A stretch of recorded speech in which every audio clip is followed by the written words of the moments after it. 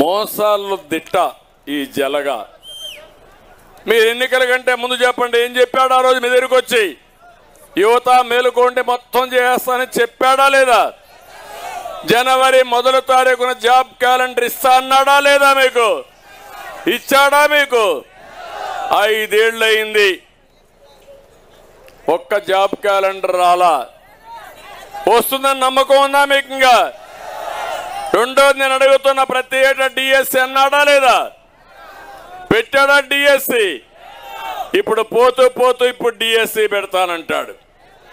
ఇంకో పక్క మీరు చూస్తే ఆయన మాత్రం వేల కోట్ల రూపాయలు సంపాదించాలి, ఆయన పక్కనుండే దొంగలు వేల కోట్ల రూపాయలు దోచేయాలి. మీకు మాత్రం 5,000 రూపాయలు ఇచ్చే వాలంటీర్ ఉద్యోగం, లేకపోతే ఫిష్ మార్ట్లో ఉద్యోగం, అంతే కదా, మటన్ కొట్లో ఉద్యోగం. అంటే ఇదేనా మన జీవితాలను మిమ్మల్ని అడుగుతున్నా?